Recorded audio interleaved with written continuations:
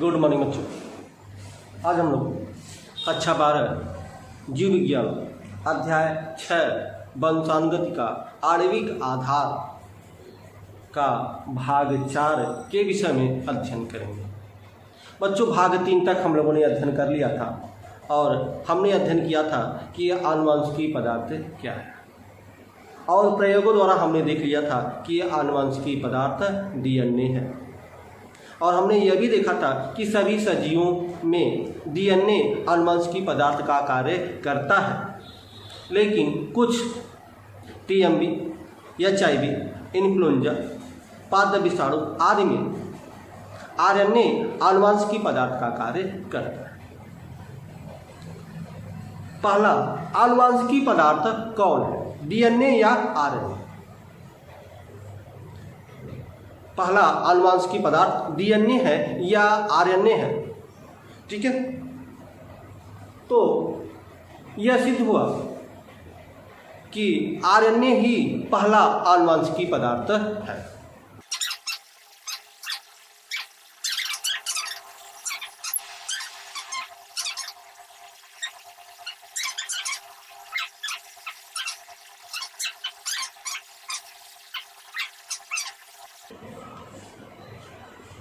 ठीक है बच्चों,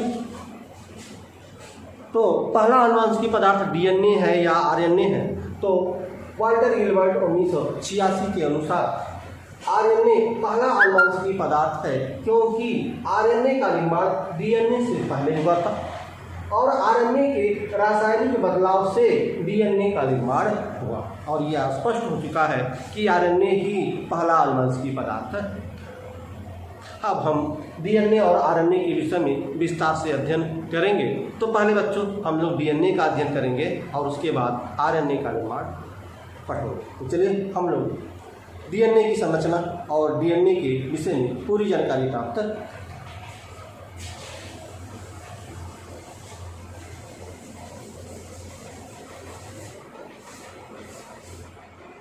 डीएनए।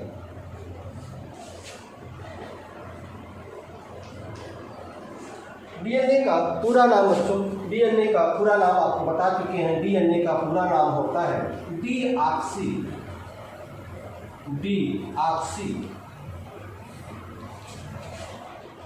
राइबो न्यूक्लिक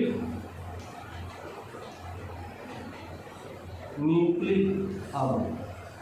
यह बच्चों डीएनए का पूरा नाम होता है, डीऑक्सी राइबो न्यूक्लिक अम्ल। डीएनए की खोज किसने की? तो डीएनए की खोज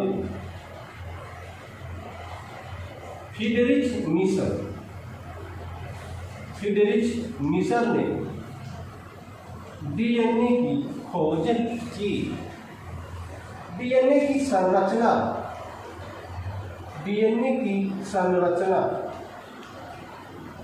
किसने दी? तो डीएनए की संरचना वाटसन एवं किक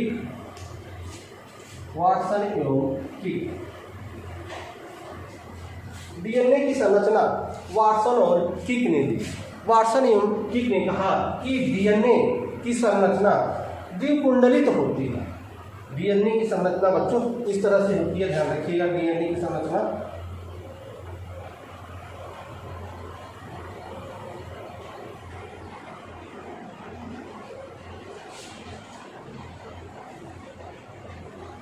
इस तरह से डीएनए की संरचना होती है। और पहली बार वाटसन एवं किक ने बताया कि डीएनए द्विकुंडलित होता है।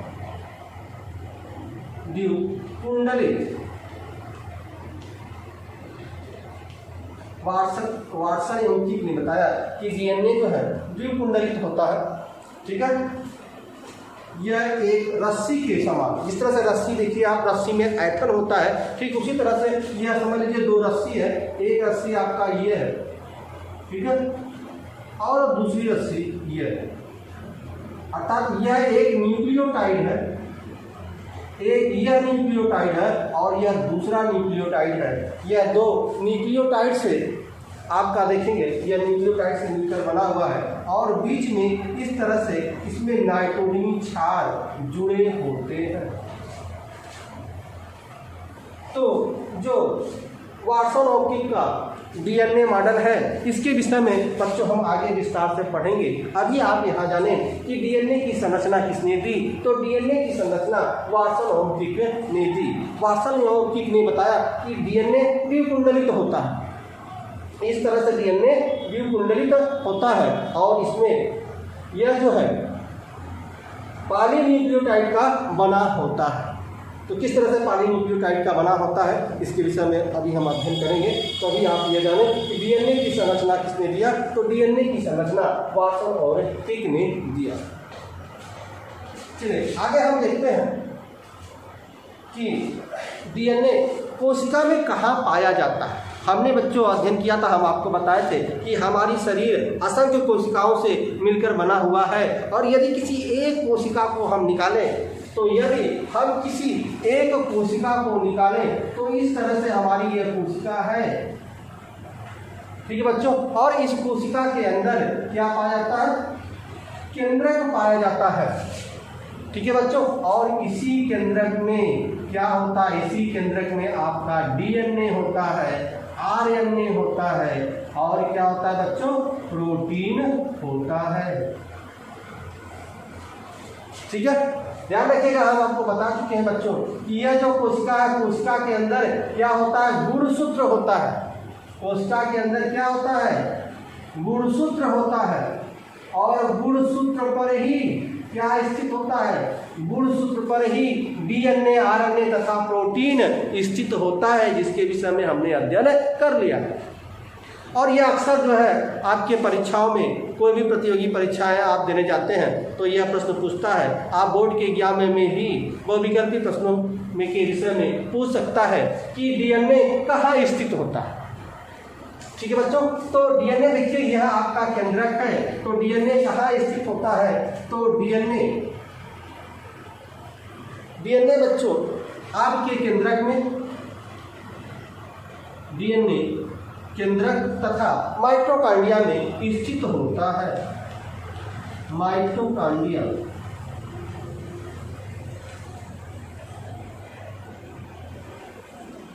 डीएनए कहाँ स्थित होता है बच्चों, डीएनए केंद्रक तथा माइटोकॉन्ड्रिया में स्थित होता है। ये देखिए यह कोशिका है, कोशिका में यह आपका केंद्रक है। तो कहाँ स्थित है, डीएनए केंद्रक में स्थित है तथा कहाँ, माइटोकॉन्ड्रिया। यह बच्चों माइटोकॉन्ड्रिया है, कोशिका का एक भाग माइटोकॉन्ड्रिया है। तो इस माइटोकॉन्ड्रिया में स्थित होता है। यदि पूछ लिया जाए आपसे कि आरएनए कहाँ स्थित होता है, तो बच्चों आरएनए केंद्रक में, देखिए आरएनए भी है केंद्रक में, तो आरएनए केंद्रक में तथा कोशिका द्रव। ये देखिए जो आपका केंद्रक है और यह जो यह इन्हीं के बीच जो है द्रव के रूप में पदार्थ होता है, जिसको हम बोलते हैं कोशिका द्रव्य। इसको हम लोग बोलते हैं कोशिका द्रव्य। तो आरएनए कहाँ पाया जाता है, तो आरएनए केंद्रक और कोशिका द्रव्य में पाया जाता है। ठीक है बच्चों। कभी कभी यह तो प्रश्न भी पूछ देता है कि डीएनए सबसे अधिक कहाँ पाया जाता है, केंद्रक में या माइटोकॉन्ड्रिया में। तो सबसे अधिक केंद्रक में ही डीएनए पाया जाता है। ठीक है। तो डीएनए केंद्रक और माइटोकॉन्ड्रिया में पाया जाता है, लेकिन सबसे अधिक आपका केंद्रक में पाया जाता है। ठीक है। तो इस तरह से बच्चों हमने देख लिया और यह भी देख लिया कि डीएनए क्या है, डीएनए एक आनुवंशिकी पदार्थ है। ठीक है। अब हम डीएनए के विषय में और जानेंगे, डीएनए की परिभाषा के विषय में जानेंगे, डीएनए की संरचना के विषय में जानेंगे। तो अभी आप यहाँ जो है ये सब नोट कर लीजिएगा। ठीक है। और स्क्रीनशॉट खींचकर यह नोट कर लीजिएगा और यह आपके बोर्ड के एग्जाम में बहुविकल्पी प्रश्नों के रूप में या कोई प्रतियोगी परीक्षाओं में इस तरह से प्रश्न पूछा जाता है।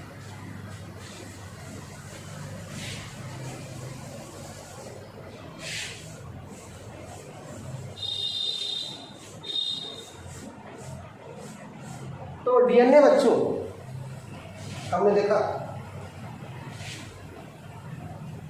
कि आगे आप डीएनए के विषय में लिख सकते हैं कि डीएनए न्यूक्लियोटाइड, डीएनए न्यूक्लियोटाइड का एक बहुलक होता है। आगे वाला पॉइंट, न्यूक्लियोटाइड, डीएनए न्यूक्लियोटाइड का एक बहुलक होता है। ठीक है, डीएनए न्यूक्लियोटाइड का एक बहुलक होता है। अब हम डीएनए की परिभाषा देखेंगे बच्चों। डीएनए की परिभाषा क्या है? डीएनए की परिभाषा,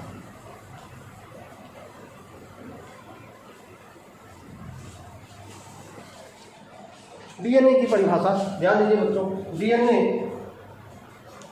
दो पाली न्यूक्लियोटाइड, दो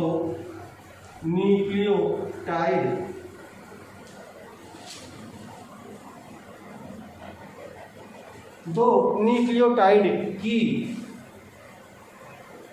एक लंबी श्रृंखला होती है। एक लंबी श्रृंखला होती है जिसे डीएनए कहते हैं। यह बच्चों डीएनए की परिभाषा हुई। ठीक है, डीएनए किसे कहते हैं? तो डीएनए दो पॉली न्यूक्लियोटाइड की एक लंबी श्रृंखला होती है। ठीक है, अब इसके विषय में हम लोग अध्ययन करेंगे बच्चों। पाली, यहाँ दो शब्द मिलकर बना है, एक है पाली और दूसरा है न्यूक्लियोटाइड। तो बच्चों पाली का अर्थ होता है बच्चों अनेक। पाली का अर्थ होता है अनेक, माने बहुत सारे। ठीक है, न्यूक्लियोटाइड के विषय में बच्चों हमें अध्ययन करना है। ठीक है, तो ध्यान रखिएगा, डीएनए की परिभाषा हुई, दो पॉली न्यूक्लियोटाइड की एक लंबी श्रृंखला होती है। पॉली माने होता है अनेक, और न्यूक्लियोटाइड के विषय में अभी हम अध्ययन करेंगे। अर्थात डीएनए जो है अनेक या बहुत सारे न्यूक्लियोटाइड मिलकर डीएनए का निर्माण करते हैं। ठीक है, और डीएनए प्रत्येक जीवों में डीएनए की लंबाई भिन्न भिन्न होती है। मनुष्यों में, कुत्तों में, हाथी में डीएनए की लंबाई भिन्न भिन्न होती है। और डीएनए की लंबाई कितनी होगी यह निर्भर करती है न्यूक्लियोटाइड की संख्या पर। जितनी न्यूक्लियोटाइड की संख्या होगी आपके डीएनए की लंबाई उतनी लंबी होगी। तो डीएनए की लंबाई किस पर निर्भर करता है बच्चों? डीएनए की लंबाई न्यूक्लियोटाइड की संख्या पर निर्भर करती है, यह ध्यान रखिएगा। तो चलिए अब हम पढ़ने जा रहे हैं यह न्यूक्लियोटाइड क्या है। हमने देखा डीएनए की परिभाषा में कि जो है दो पॉली न्यूक्लियोटाइड की एक लंबी श्रृंखला होती है। तो पॉली तो हम समझ गए, पॉली माने अनेक होता है, बहुत होते हैं। तो पॉली तो नहीं पढ़ना है हमें, लेकिन न्यूक्लियोटाइड पढ़ना है। यह न्यूक्लियोटाइड क्या है? तो चलिए बच्चों अब हम अध्ययन करेंगे न्यूक्लियोटाइड के विषय में।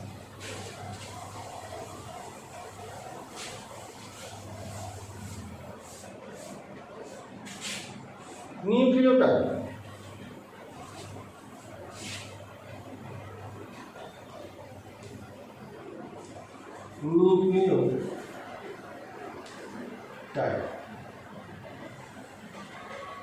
बच्चों यह न्यूक्लियोटाइड, ठीक है,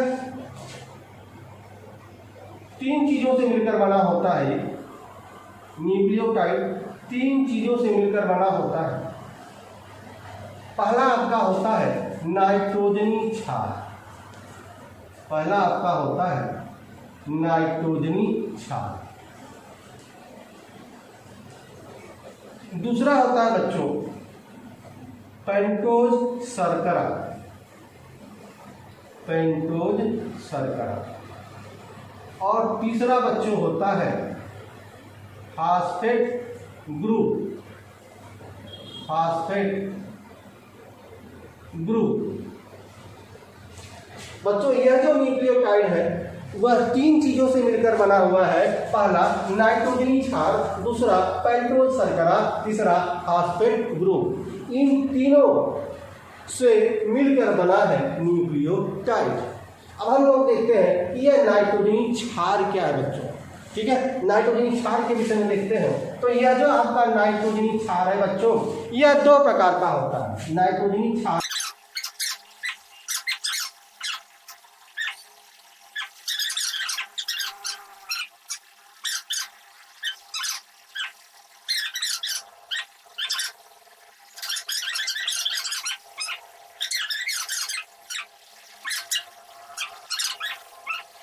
यूरेसिल। ध्यान रखिएगा बच्चों, ठीक है।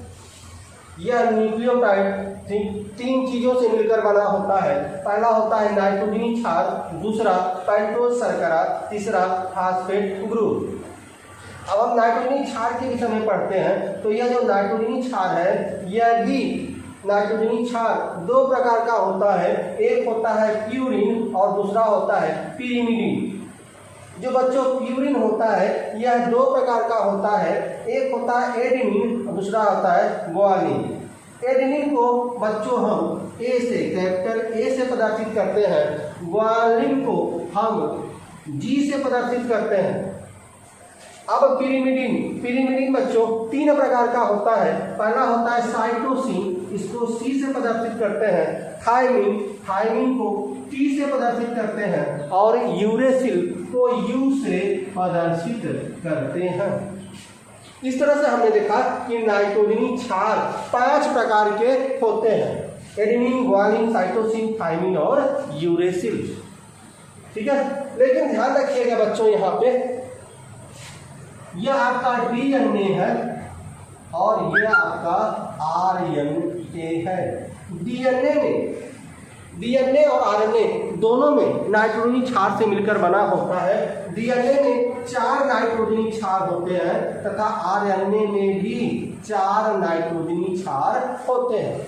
लेकिन यहाँ पर देखिए बच्चों, यहाँ पर कितने नाइट्रोजनी क्षार है? यहाँ पर 5 नाइट्रोजनी क्षार है। एडेनिन, ग्वानिन, साइटोसिन, थायमिन और यूरेसिल, 1 2 3 4 और 5। लेकिन यहाँ पर देख रहे हैं डीएनए भी 4 नाइट्रोजनी क्षार से मिलकर बना है और आरएनए भी 4 नाइट्रोजनी क्षार से ही मिलकर बना है, 5 से नहीं। तो देखेंगे डीएनए किस नाइट्रोजनी क्षार से बना है और आरएनए किस नाइट्रोजनी क्षार से बना है। तो डीएनए में ध्यान रखिएगा, डीएनए में बच्चों एडेनिन होता है। एडेनिन जो है, एडेनिन पाया जाता है, ग्वानिन होता है, साइटोसिन होता है और थायमिन होता है, ठीक है। डीएनए में जो नाइट्रोजनी क्षार है, डीएनए में 4 प्रकार के नाइट्रोजनी क्षार होते हैं। पहला एडेनिन, दूसरा ग्वानिन, तीसरा साइटोसिन, चौथा थायमिन। लेकिन हम आरएनए की बात करें तो आरएनए में भी बच्चों 4 नाइट्रोजनी क्षार होते हैं। इसमें एडेनिन, ग्वानिन, साइटोसिन, लेकिन जो थायमिन है, थायमिन न होके यहाँ होता है यूरेसिल। ध्यान रखिएगा बच्चों, आरएनए में भी एडेनिन पाया जाता है, ग्वानिन पाया जाता है, साइटोसिन पाया जाता है। लेकिन यहाँ ध्यान देंगे, यह वाला जो दोनों है, इन दोनों को ध्यान रखिएगा बच्चों, ठीक है। आरएनए में थायमिन की जगह यूरेसिल पाया जाता है और डीएनए में यूरेसिल की जगह थायमिन पाया जाता है।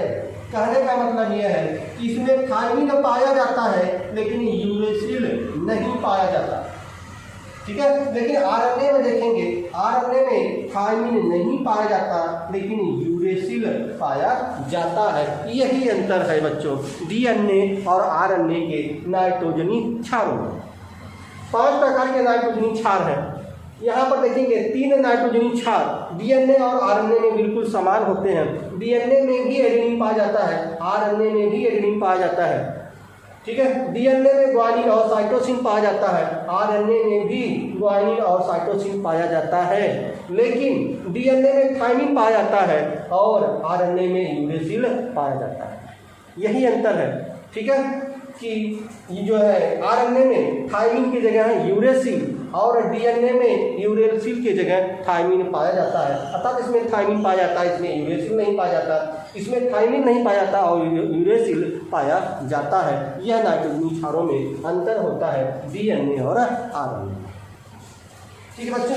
चलिए एक चीज़ और ध्यान रखिएगा, ये जो नाइट्रोजनी क्षार हैं किससे कैसे जुड़ते हैं, यहाँ भी ध्यान रखिएगा। नाइट्रोजनी क्षारों में जो आपका एडेनिन है बच्चों, वह हमेशा थायमिन के साथ जुड़ता है। एडेनिन हमेशा थायमिन के साथ या थायमिन हमेशा एडेनिन के साथ जुड़ता है, ठीक है। साइटोसिन हमेशा ग्वानिन के साथ जुड़ता है और ग्वानिन हमेशा साइटोसिन के साथ जुड़ता है, ठीक है। या ध्यान रखिएगा, या एडेनिन यूरेसिल के साथ जुड़ता है, या हमेशा यूरेसिल एडेनिन के साथ जुड़ता है। यही बस होता है बच्चों, ये ध्यान रखिएगा। ठीक है, यहां पर जो एडेनिन और थाइमिन है यह एक दूसरे से डबल बॉन्ड से जुड़ते हैं। थाइमिन और एडेनिन भी डबल बॉन्ड से जुड़ते हैं।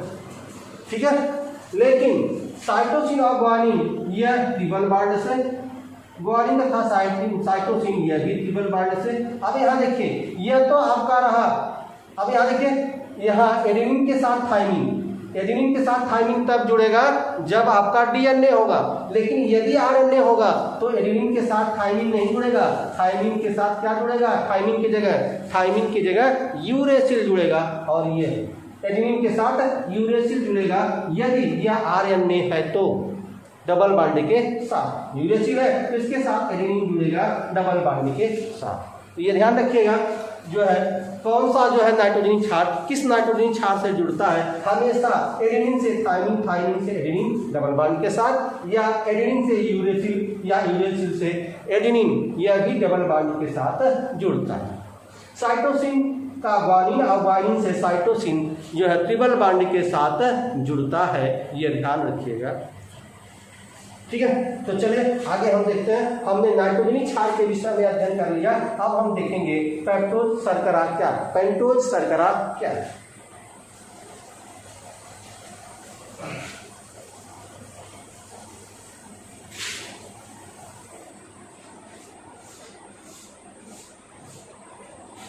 हमने बच्चों नाइट्रोजनी क्षार के विषय में पढ़ लिया कि यह नाइट्रोजनी क्षार क्या है। अब हम बात करेंगे पेंटोज शर्करा कि पेंटोज शर्करा क्या है। पेंटोज शर्करा,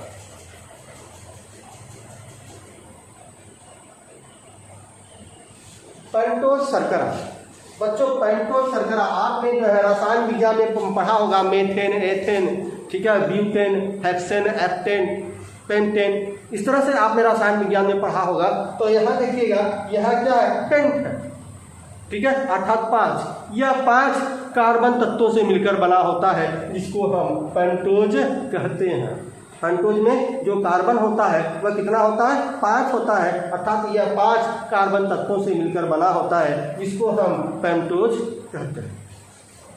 तो यह पेंटोज बच्चों अर्थात 5 कार्बन तत्व होता है, 5 कार्बनिक तत्व, यह होता है 5 कार्बनिक तत्व।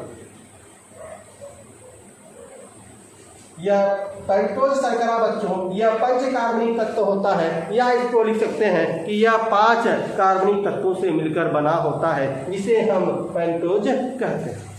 ठीक है, और यह पेंटोज शर्करा बच्चों यह 2 प्रकार का होता है, यह 2 प्रकार का होता है। एक होता है डीऑक्सी, एक होता है डीऑक्सी राइबोज, डीऑक्सी राइबोज शर्करा। ठीक है, और दूसरा होता है राइबोज, दूसरा होता है राइबोज शर्करा। ठीक है बच्चों, यह जो पेंटोज शर्करा है बच्चों, पेंटोज शर्करा 2 प्रकार का होता है। एक होता है डीऑक्सी राइबोज शर्करा और दूसरा होता है राइबोज शर्करा। जो डीऑक्सी राइबोज शर्करा है बच्चों यह डीएनए में पाया जाता है, यह डीएनए में पाया जाता है, और जो राइबोज शर्करा है यह आरएनए में पाया जाता है।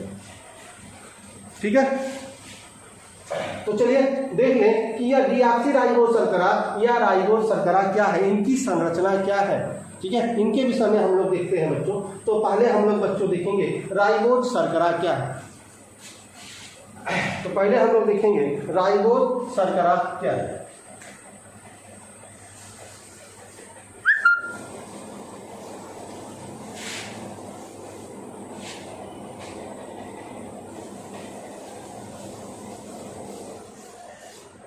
चलिए, तो हम संरचना बनाएंगे पहले। ठीक है, राइबोज शर्करा का, तो क्योंकि आपने पढ़ा है पेंटोज शर्करा का मतलब 5 कार्बनिक तत्व अर्थात 5 कार्बनों से मिलकर यह बना होता है। तो पहले हम संरचना देखते हैं। इस तरह से आपकी संरचना होती है। इस तरह से आपकी संरचना होती है। ध्यान दीजिएगा बच्चों। OH H, अंदर भी यह H रखिएगा, इसके अंदर भी H रखिएगा, ठीक है। यहाँ भी H रखिएगा, यहाँ OH रखिएगा, और यहाँ पर ऊपर जो है बच्चों आप रखिएगा OHCH2, ऊपर रखिएगा OHCH2, ठीक है। चलिए एक और चित्र बना लेते हैं। यहाँ ध्यान रखिएगा, यह जो आपका संरचना है, यह किसका संरचना है? यह आपका संरचना है राइबोज शर्करा का, जो आरएनए में पाया जाता है। यह राइबोज शर्करा का, ठीक है, चित्र है जो आरएनए में पाया जाता है, यह डीएनए में नहीं पाया जाता, ठीक है। राइबोज शर्करा में यह देखेंगे कि चूंकि आपने देखा कि यह 5 कार्बन तत्वों से मिलकर बना होता है, तो देखिए यह 5 कार्बन तत्व कहाँ है, ठीक है। देखिए यह यहाँ पर यह पहला, यह जो है छिपा रहता है, हाइड रहता है। यह जो आपका कार्बन है, यह कार्बन जो है क्या होता है, इसमें छिपा रहता है, हाइड रहता है। अर्थात पहला कार्बन देखिए ये है, पहला कार्बन ये है, दूसरा कार्बन यहाँ, तीसरा कार्बन ये, चौथा कार्बन ये, और 5वां कार्बन ये, ठीक है। तो जो हम इनका गिनती करते हैं बच्चों, ठीक है, कि यह जो पेंटोज शर्करा है, इसकी गिनती कैसे करते हैं कि यह पहला कार्बन कौन होगा, दूसरा कार्बन कौन होगा, तीसरा कार्बन कौन होगा, तो इनकी गिनती कहाँ से करते हैं? तो बच्चों इनकी गिनती इस तरह से करते हैं, न कि यहाँ से। यह पहला कार्बन है, ठीक है, यह दूसरा कार्बन है, यह तीसरा कार्बन है, यह चौथा कार्बन है, और ये 5वां कार्बन है। इस तरह से जो है पेंटोज शर्करा के यह 5 कार्बन है, और यह कार्बन क्या होता है, छिपा रहता है इसमें, यह हमें दिखाई नहीं देता। तो इस तरह से 5 कार्बन होते हैं, और इनकी गिनती यहाँ से करते हैं 1 2 3 4 और 5। ध्यान रखिएगा, इसकी गिनती इधर से नहीं करते, ठीक है, इसकी गिनती इस तरफ से करते हैं। तो 1 2 3 4 5 इस तरह से इसकी गिनती करते हैं। ध्यान रखिएगा, पेंटोज शर्करा के, ठीक है, दूसरे कार्बन और तीसरे कार्बन पर OH जुड़ा हुआ है, हाइड्रॉक्सिल समूह जुड़ा होता है। ध्यान रखिएगा, जो आपका राइबोज शर्करा है, ठीक है, राइबोज शर्करा में जो पेंटोज शर्करा है, पेंटोज शर्करा के दूसरे कार्बन पर हाइड्रॉक्सिल समूह तथा तीसरे कार्बन पर हाइड्रॉक्सिल समूह जुड़ा होता है, ठीक है, और इसी को हम लोग कहते हैं राइबोज शर्करा। यदि हम बात करें, ठीक है, डीऑक्सीराइबोज शर्करा का, तो डीऑक्सीराइबोज शर्करा का यदि हम यहाँ पर चित्र बनाएं इस तरह से, डीऑक्सीराइबोज शर्करा का यह चित्र है बच्चों, ठीक है। तो चलिए वहां भी ऐसे करते हैं, यहाँ भी जो है नीचे आप लिखेंगे H, यहाँ भी जो है अंदर H, यहाँ भी H, यहाँ भी H, यहाँ ऊपर OH, ठीक है, और ऊपर क्या लिखेंगे, ऊपर OHCH2 लिखेंगे, और यहाँ OH लिखेंगे, और यहाँ H लिखेंगे। ध्यान रखिएगा बच्चों, यह जो आपका फिगर है यह किसका है, यह डीऑक्सीराइबोज शर्करा का है, ठीक है, डीऑक्सीराइबोज शर्करा,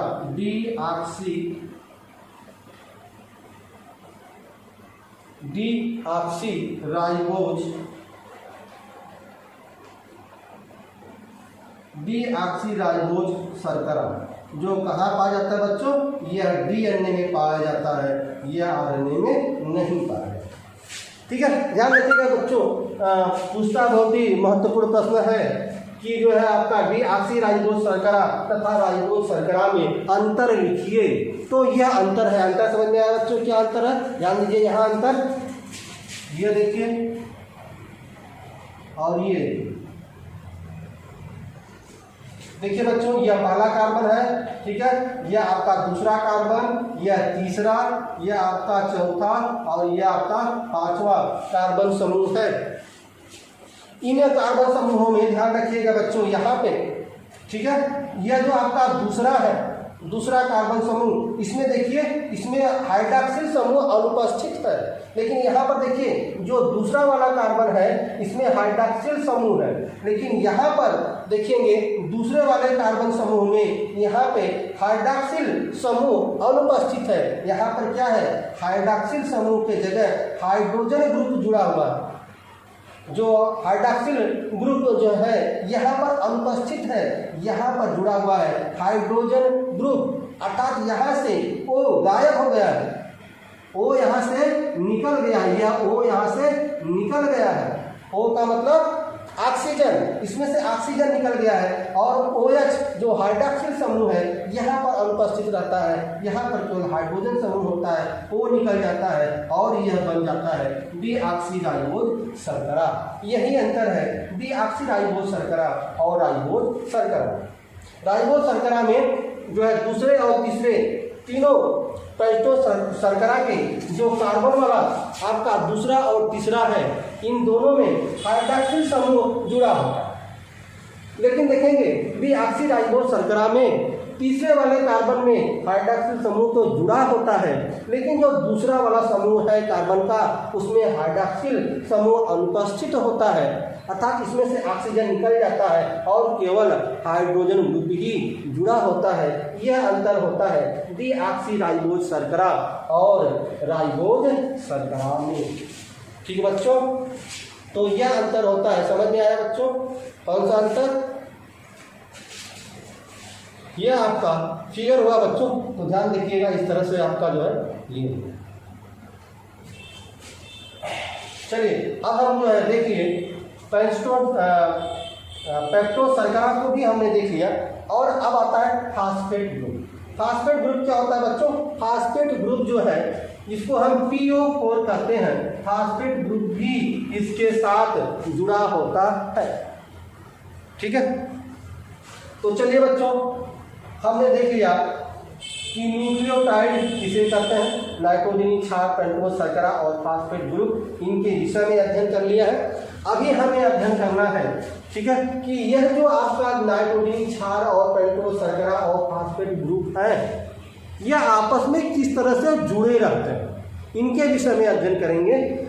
पहले अध्ययन कर लेंगे कि यह तीनों नाइट्रोजनी क्षार, पेंटोज शर्करा और फास्फेट ग्रुप तीनों कैसे आपस में जुड़े होते हैं। इनके पढ़ने के बाद तब हम पढ़ेंगे DNA की पूर्ण संरचना।